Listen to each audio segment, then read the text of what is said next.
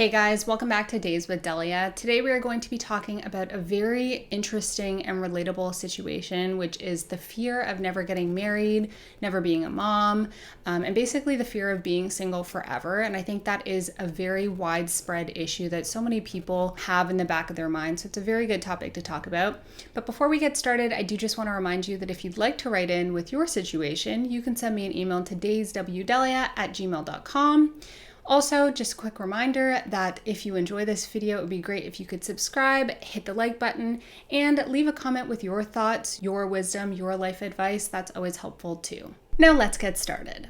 So I had a viewer write in and she said, "Hey Delia, I love your original DIY channel and have been following you since your balcony project. I wanted to ask about any advice you have for coping with the idea of being single forever. I'm in my mid-20s, Christian, and I've had the desire to marry and start a family since I was 16. I took for granted that I would meet someone at college, but I graduated 2 years ago and never ended up meeting anyone I wanted to marry. The fear of possibly never getting married is something that I find very hard to swallow since I desire to be a wife and a mom more than anything. I know that it's not likely, but it's possible. I go back and forth pretending like I don't want to be married so that I can just have some peace, and then that feels like I'm lying to myself. But then I feel so sad when I dwell on how much I want to be married that I don't know how to look at my situation. Do you have any advice for living as a single person, desiring marriage, and not going crazy? I'm struggling to be happy in this season, and more than anything, I just want peace in my life, no matter if I'm single or married. I don't want advice on how to meet someone, just on how to have a mindset that helps me feel peaceful and fulfilled as a single person." Signed, Struggling Single. I just want to highlight, you're definitely not alone. There are so many people in your exact situation that feel that struggle every single day. It's been me at different phases in my life as well. It's been all of my friends. It's been my siblings. It is widespread. And if this is you and you struggle with it, you're definitely not alone. But I also think this viewer in specific shows a level of self-awareness because she's very transparent with herself, that she's almost lying to herself on the one end, trying to be okay with it, trying to pretend she doesn't want it. But then she'll bop over to the other side of feeling really sad about it and dwelling on it. And these are very descriptive words that show a level of self-awareness. And I think that puts her in a good position because she's aware, okay, she wants to be contented. She wants to be okay with it. She's not just overly indulging in the bad feelings in one way or the other. Or in the very least, even if she is indulging, she's thinking, okay, well, I need to find a middle ground. So that's really good. So when I look at this situation, I would probably break it up into 3 sections. I've noticed pretty much everything ends up getting broken into 3 sections in my mind, more or less. So I would look at the first thing, which is kind of the root of everything, the root problem that you have here. So it seems like on the surface, there's a few problems. It seems that she's single. She feels discontented about the fact that she's single, and she doesn't fully control finding someone. None of us really do control it. But I think when you dig a little bit deeper, to me, it seems like the problem is that she feels that marriage will give her X, something. And without that void, that thing that marriage is going to give her, she feels unhappy. And don't get me wrong, I think it's human nature to want to be married and to find a partner. When we have a partner, we have more support, we have more safety, we have more community. I know across many religions, marriage is highlighted as something that we should aspire towards and as something that can be a cause for good for us. So I think that there's a general element to truth of the fact that biologically or human nature, we are wired to want to marry and have children. But obviously, I think there's a way to be in that place, but without the extreme sides of, now, if I don't have that, I'm super unhappy, or I have to pretend like I don't want it.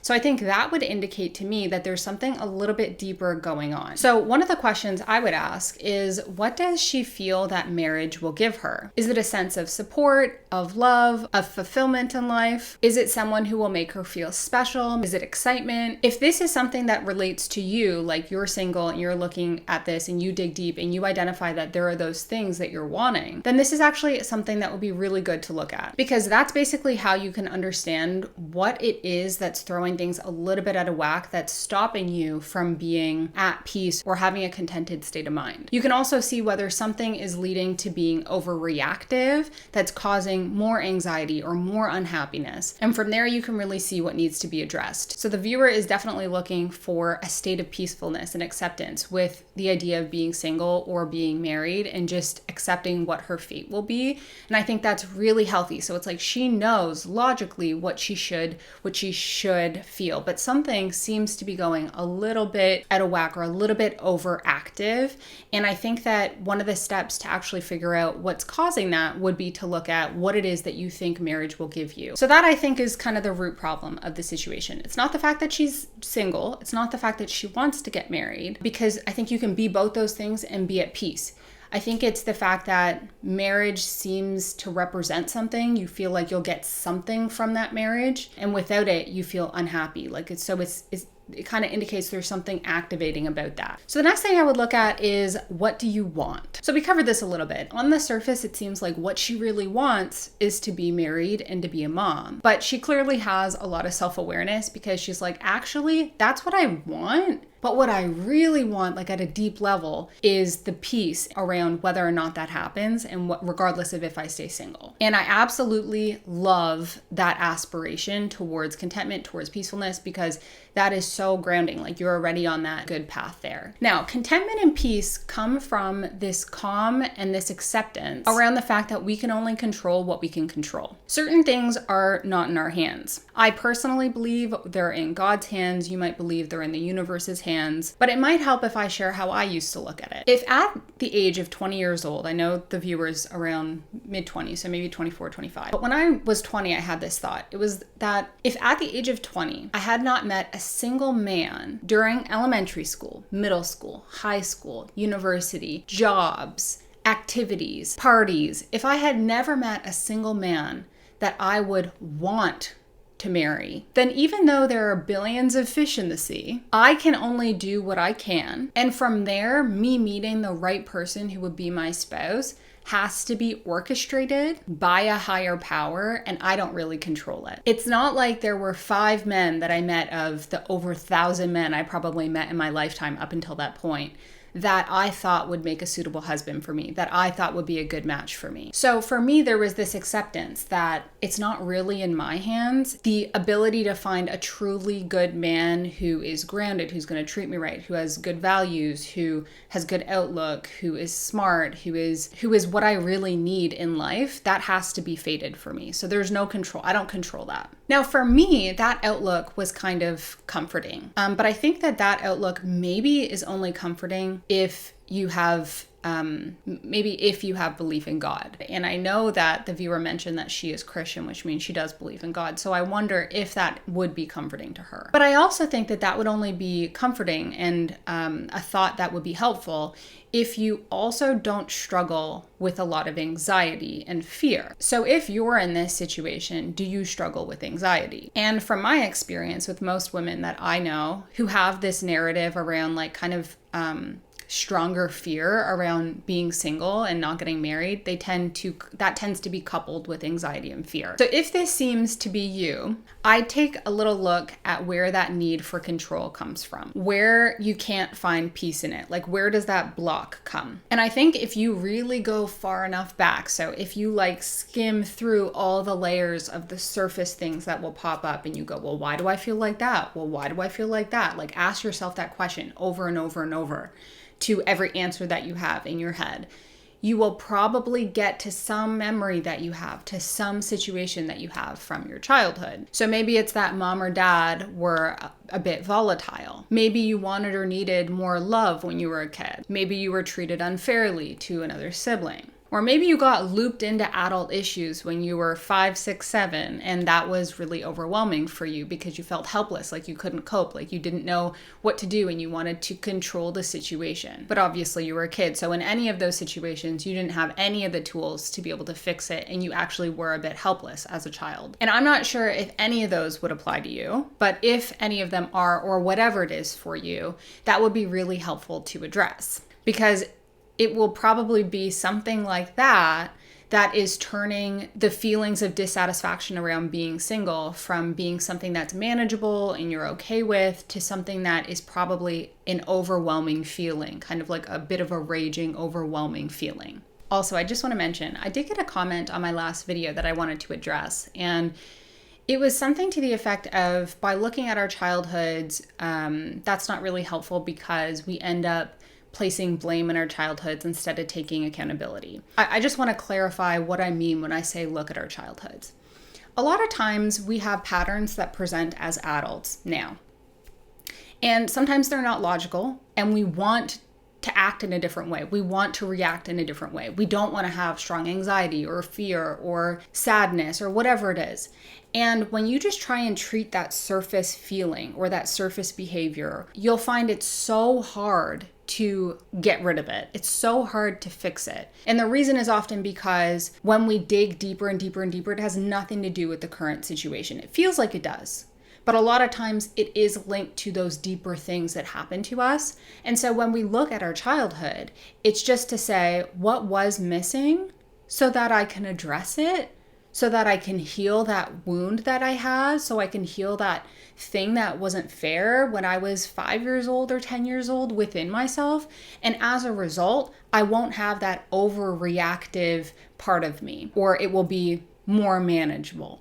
And so I don't think it's at all about having an excuse. I don't think it's at all about just laying blame and, well, it is what it is and I am how I am. It is so much more around just identifying where that root comes from and from there addressing it. And that's how we can move through the world lighter and freer and not being bogged down by these things we're not even fully aware of. So I just want to mention that it's not about blame. It's not about just like, oh, I am how I am. That's the antithesis of what I think. I don't think at all that we just are who we are. I think when it comes to our parts of us that we struggle with, when it comes to the parts of us that differ from how we logically think about something, it's not just we are who we are. It is something got a little bit wonky at some point in the timeline. And by addressing that, now I can rewire myself, because that's our responsibility as adults, because that's something that we can do, and because there's so many resources out there to do that. I wrote something about it and I said, it isn't about willpower. It isn't about, oh, that's my personality. It's about our experiences in childhood that made us shapeshift into what seemed safe and accepted in our environment. That internalizing whatever we experienced made life okay for us as children. But now those same ways are not serving us as adults. When we address that, we can heal the original issue and will no longer be as activated or struggle with the same things to the same extent.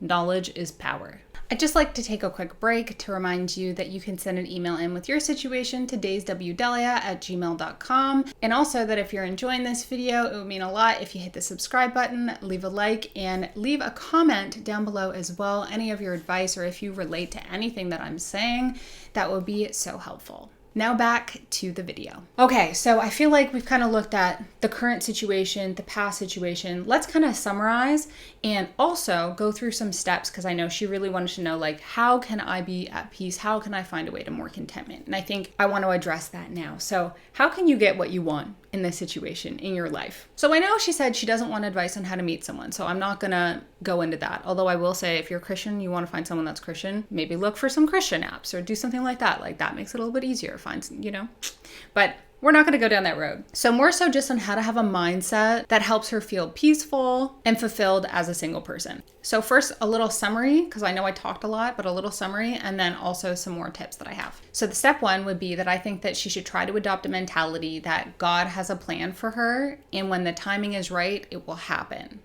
But I know, because of everything that I've said before, that sometimes that can be hard. And if that's not possible, then step two, try to look inward and try and understand where your feelings around being single forever are coming from. Look at whether they feel grounded to you or whether they're rooted in anxiety and fear. If it is rooted in anxiety and fear, try and identify, dig deep, and try and figure out where that's truly coming from. Don't try and suppress the feelings. Look into the feelings. They're normal feelings to have based on your life. So look into them, accept them, and look into them and try and dig to the bottom. I also want to say, if it is fear and anxiety, another reason that it's so important to look into it in that area is because if it is fear and anxiety, it's probably affecting other parts of your life as well. So one of the best things I think that you can do for yourself is try and resolve that if that applies to you, not only for if you stay single for life, but also if you find a partner. Because the more that you can resolve your inner overwhelming feelings, the more likely you will be to actually pick a spouse who is grounded and a good person, because the more likely you'll be to be able to actually actually see the true qualities for what they are when they come your way, because you won't be overwhelmed by other feelings that are distractions. For any of you who see what I'm talking about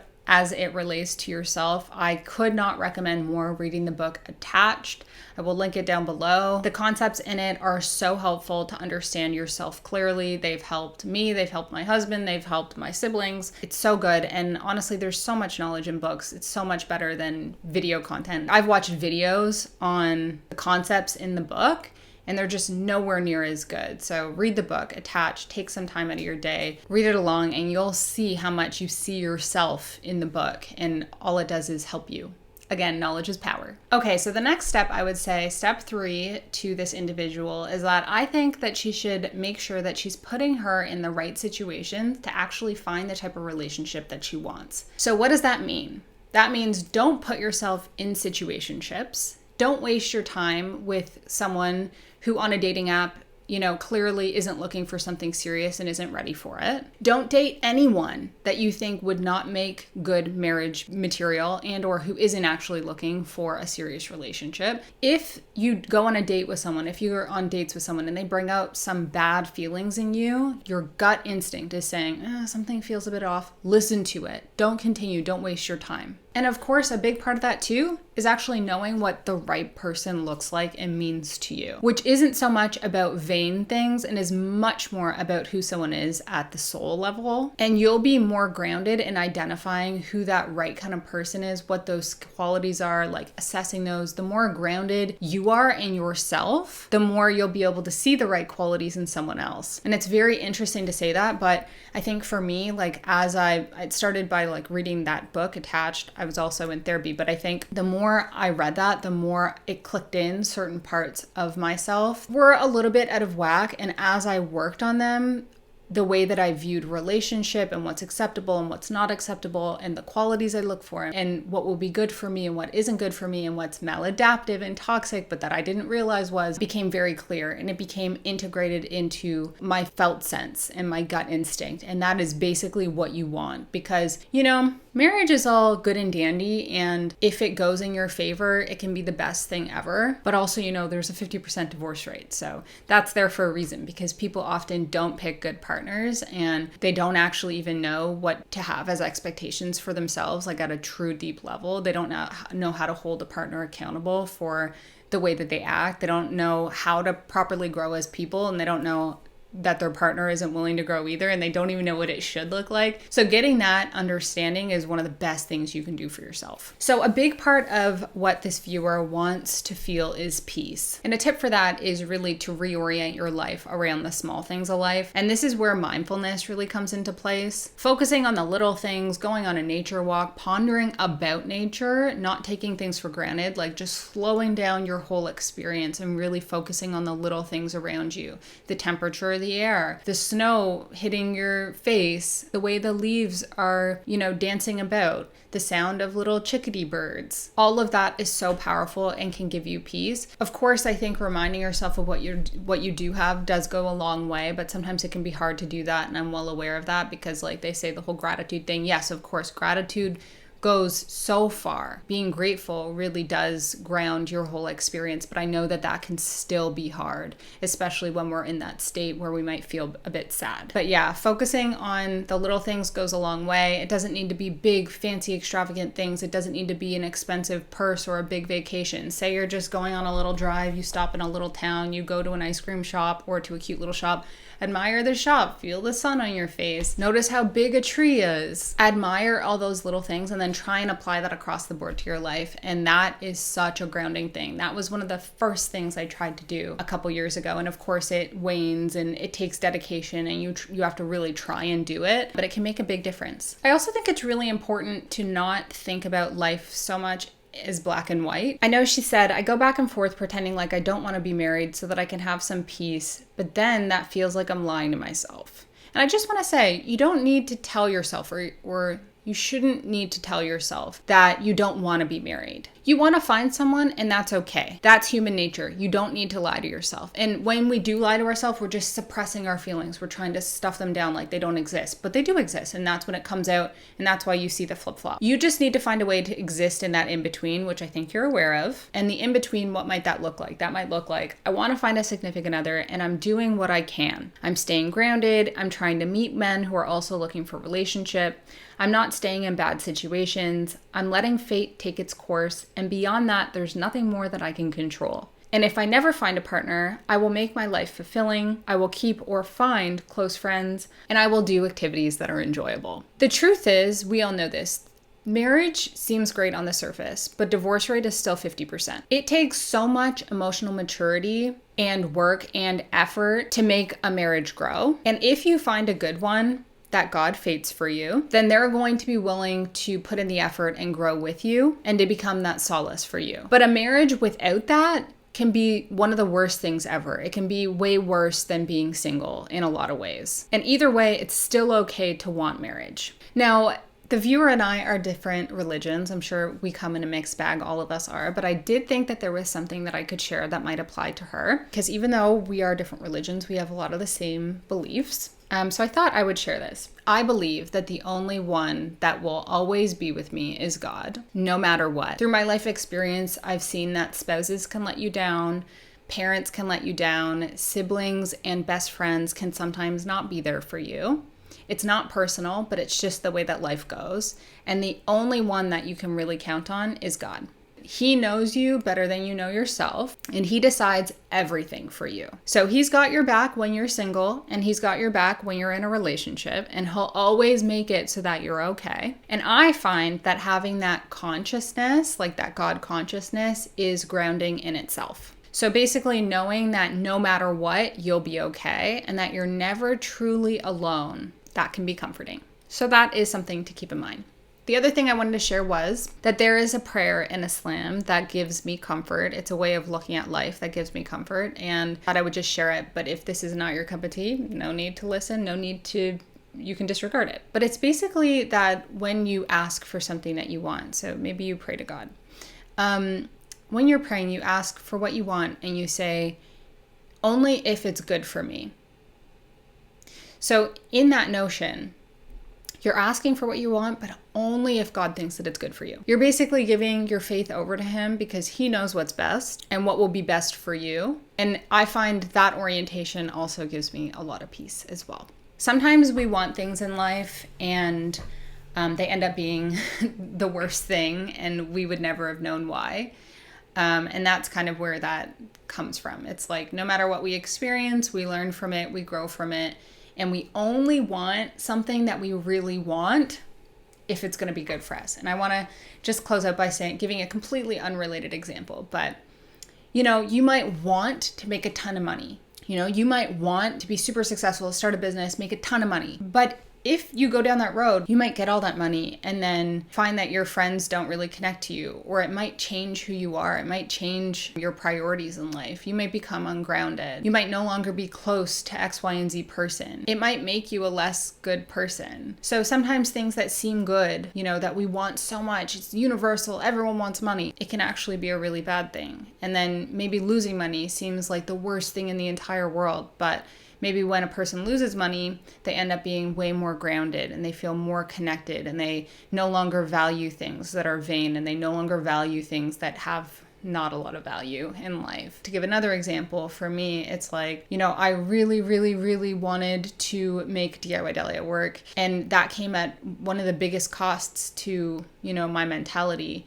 and my psychology, because, although it did work and I was able to quit my corporate job and I was able to be self-employed and all that, it also took work-life balance completely out of whack. And it made me, in some ways, those are some of my unhappy times. And at the same time, I take all of those things and I think, okay, well, that was still meant for me, and I had a learning out of it. and it made me so much more grounded as a result. I'm so conscious of being grounded. I'm so aware of what that feels like. And obviously it's a continuous journey, and I hope to continue in that awareness. I don't think it ever stops through life. I think we always end up coming to new issues and new problems and new realizations. And yeah, that's why I think this channel is so cool, because it is literally offers the ability for me to share any and all of those reflections that I've ever had through my life that come through my own research and my own inquisitive nature, or through professionals talking to me or whatever, and allows us to share that in a more community-based way. But anyway, that is all I have to say on this topic. I hope it made some sense to you. I hope that everyone who's struggling with this type of situation has ease going forward, finds clarity, finds grounding, and that's what I want for myself, and that's what I want for all of you too. If you'd like to write in, you can send me an email at dayswdelia@gmail.com. Also, don't forget to hit the subscribe button if this is your cup of tea. Don't forget to leave a comment and share any of your words of wisdom. I love hearing people's other perspectives and tips that they have and things that help, and that's what this community is all about. So please do go ahead and leave a comment, hit the like button, and I will see you next time. Bye.